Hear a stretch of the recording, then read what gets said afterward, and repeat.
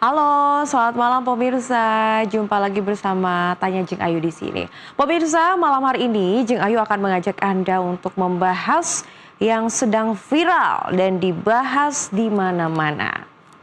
Langsung saja, sejumlah kasus kekerasan dan pelecehan seksual terus terjadi di lingkungan kampus. Terbaru, sebanyak 16 mahasiswa Fakultas Hukum UI diduga melakukan pelecehan seksual terhadap puluhan mahasiswi hingga dosen. Kasus ini menjadi sorotan setelah tangkapan layar percakapan para terduga pelaku viral di media sosial. Apa yang sebenarnya terjadi dan mengapa terus berulang? Kita akan buka datanya.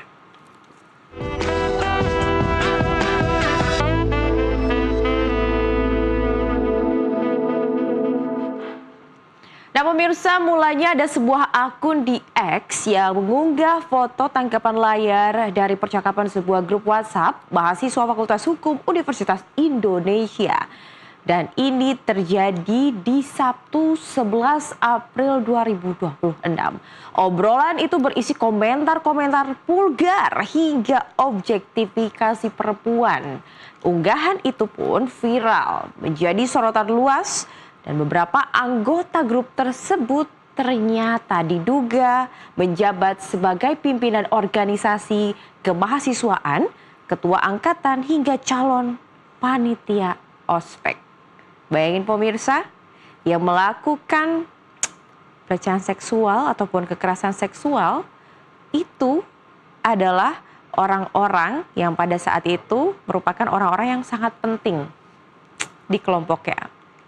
Melalui dekan FHUI, Farulian Paidi mengecam keras konten tersebut yang dinilai merendahkan martabat manusia dan bertentangan dengan nilai etika akademik. Pernyataan resmi itu muncul setelah ia menerima laporan resmi mengenai dugaan pelanggaran kode etik mahasiswa yang berpotensi mengandung unsur tindak pidana terkait pelecehan seksual. Pihak FHUI pun melakukan penelusuran hingga verifikasi secara serius dan menyeluruh. Sebanyak 16 mahasiswa FHUI yang diduga jadi pelaku pelecehan seksual dihadirkan dalam satu forum yang dihadiri oleh ratusan mahasiswa serta perwakilan dari pihak kampus. Para pelaku diminta berdiri berjejer di podium menghadap ratusan mahasiswa dan dalam forum itu beberapa pelaku pun menyampaikan permohonan maaf. Para pelaku pun mendapatkan sorakan, hujatan dan kecaman dari mahasiswa lain yang hadir dalam forum tersebut. Namun pemirsa, ada hal lain yang justru memicu gelombang diskusi panas terkait kasus pelecehan seksual di lingkungan kampus ini. Bukannya berdiri di pihak korban, sosok yang diduga orang tua mahasiswa FHUI tersebut justru melayangkan kritik tajam kepada pihak yang pertama kali membongkar skandal ini ke publik. Wah pemirsa, yang begini nih, yang bikin pelaku kejahatan gak jera karena merasa ada tempat aman.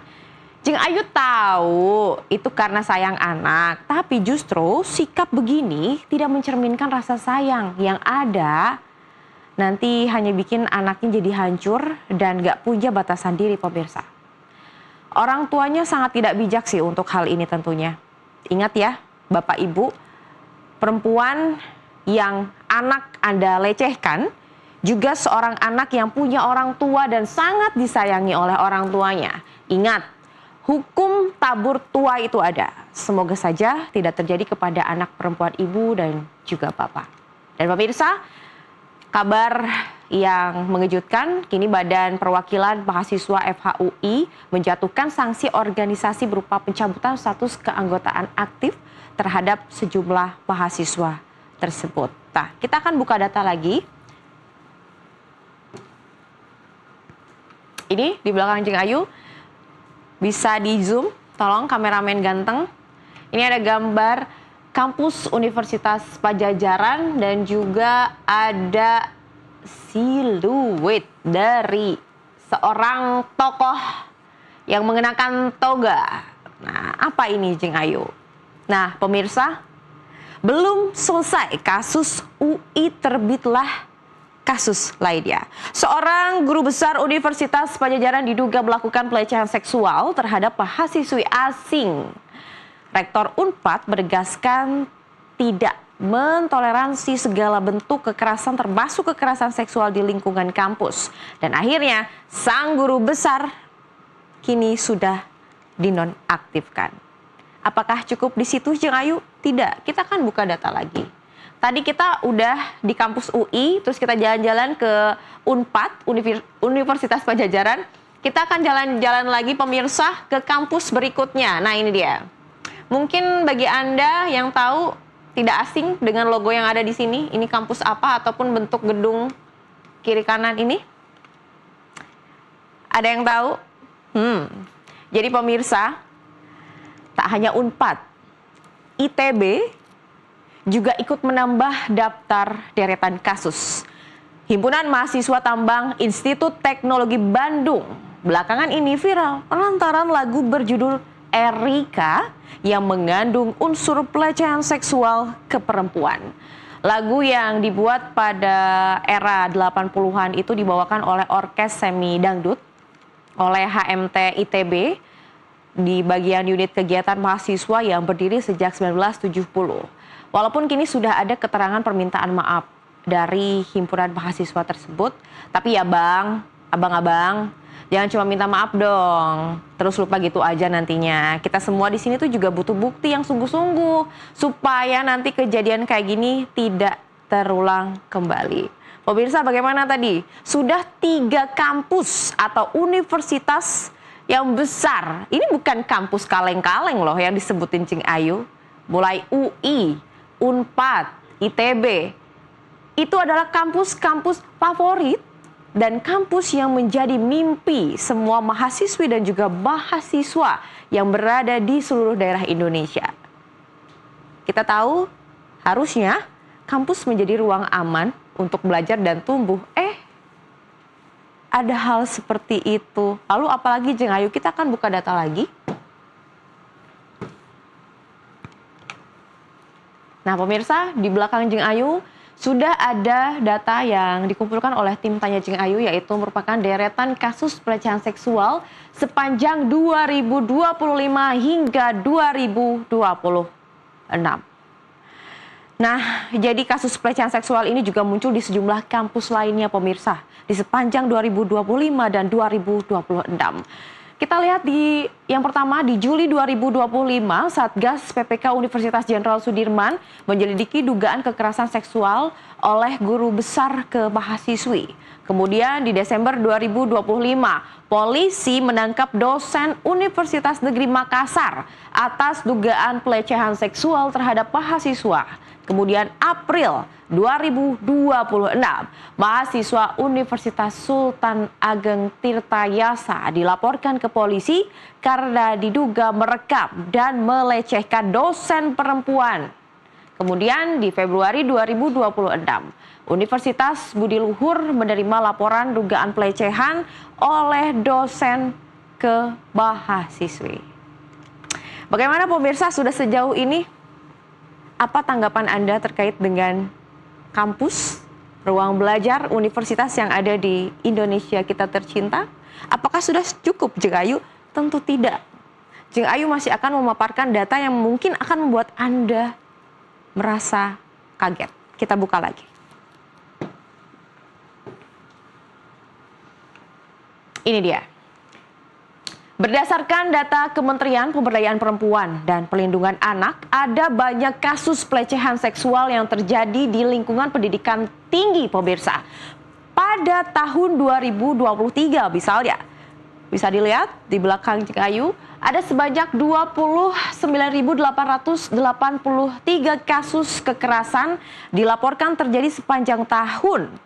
Dan dari jumlah itu, sebanyak 13.156 mencakup kekerasan seksual yang terjadi di lingkungan pendidikan tinggi dan jumlah kasusnya tertinggi. Kemudian kita juga masih melihat data di belakang ini. Per April 2024, Kementerian PPA mencatat sebanyak 2.681 kasus kekerasan seksual terjadi di lingkungan perguruan tinggi. Ini semua bukan jumlah yang sedikit pemirsa, bisa kita lihat. Yang pertama, ini adalah kasus kekerasan secara keseluruhan. Di tahun 2023 ada 29.883 yang dimana di dalamnya ada 13.156 merupakan kekerasan seksual yang terjadi di lingkungan pendidikan tinggi. Ini lingkungan pendidikan loh pemirsa. Kemudian di tahun 2024 ada sebanyak 13.156 kasus kekerasan seksual yang terjadi di lingkungan perguruan tinggi. Sangat ironi. Kita buka lagi.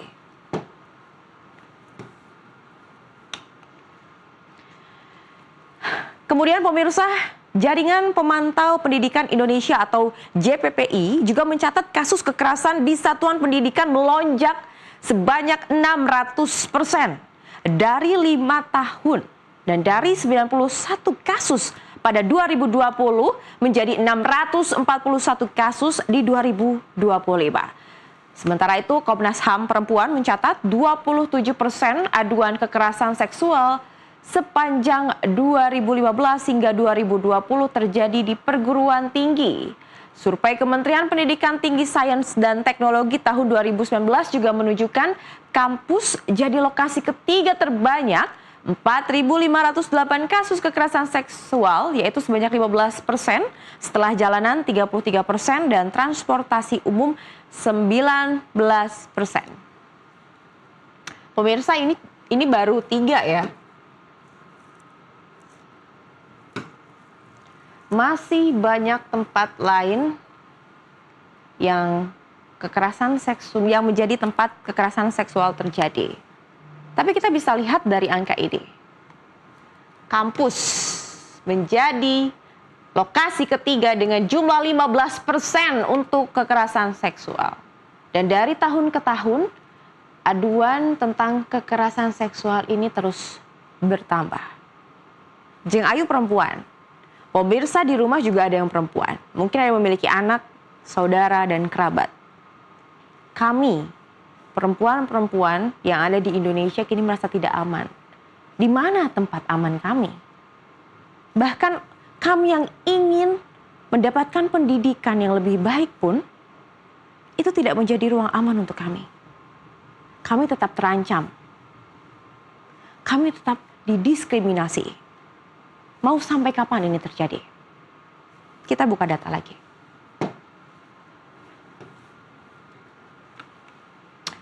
Kemudian pemirsa, ini ada data masih dari Jaringan Pemantau Pendidikan Indonesia atau JPPI. JPPI menyebut sebanyak 233 kasus dari Januari hingga Maret 2026. Kejadian kekerasan seksual dan juga pelecehan seksual terjadi sebanyak 71% di sekolah. Kemudian perguruan tinggi 11%, pesantren 9%, pendidikan non-formal 6%, madrasah 3%. Pemirsa bisa dilihat, ini semua adalah lingkungan belajar. Tapi lihat, angka kekerasan seksual dan pelecehan seksual sangat tinggi terjadi di lingkungan belajar. Kemudian jenis kekerasan apa saja Jeng Ayu yang terjadi? Yang pertama, kekerasan seksual ada di urutan pertama, yaitu di 46%. Disusul dengan kekerasan fisik di 34%, kemudian perundungan 19%, kebijakan yang mengandung kekerasan 6%, kekerasan psikis 2%. Ini data kekerasan yang terjadi di lingkungan belajar, pemirsa. Bayangkan, lingkungan belajar, tempat kita belajar semua hal. Kita harus sedih melihat data ini. Lihat, sekolah, perguruan tinggi, pesantren, pendidikan non-formal, hingga madrasah. Padahal kita tahu, semua lingkungan ini pasti mengajarkan adab. Lingkungan ini mengajarkan ilmu untuk kita. Tapi tak hanya ilmu, tapi adab juga diajarkan di tempat ini. Tapi ternyata tempat ini menjadi sarang-sarang orang-orang yang jahat. Pemirsa, melihat semua kejadian terjadi di lingkungan kampus, harusnya ini menjadi tamparan untuk semua pihak bahwa perguruan tinggi telah mengkhianati perannya sebagai ruang aman untuk belajar dan tumbuh. Karena pendidikan bukan hanya soal ilmu, tetapi juga tentang membentuk lingkungan yang menjunjung tinggi martabat manusia. Bagaimana bangsa ini bisa maju jika sampai 2026 ini kualitas ataupun isi kepala dari seorang mahasiswa dan pendidiknya hanya seputar seksual? Ingat, ilmu tanpa adab hanya akan melahirkan kepintaran yang kering makna. Sebab sejatinya pengetahuan yang tinggi harus berjalan seiring dengan sikap yang bijak agar memberi manfaat bukan sekedar kebanggaan. Stop menormalisasi candaan seksual yang merendahkan perempuan. Yang selama ini dianggap wajar padahal itu tidak boleh dilakukan. Menormalisasi candaan seksual bukan tanda keakraban atau humor yang keren. Justru itu bisa melukai, merendahkan, dan menciptakan lingkungan yang tidak aman. Mari mulai membangun cara bercanda yang lebih sehat, saling menghargai, dan benar-benar menyenangkan tanpa merugikan siapapun. Sekian edisi Tanya Jeung Ayu malam hari ini, pemirsa. Sampai bertemu di edisi Tanya Jeung Ayu berikutnya. Tapi jangan kemana-mana, setelah ini NTV Tonight akan kembali dengan informasi lainnya. Tetaplah bersama kami.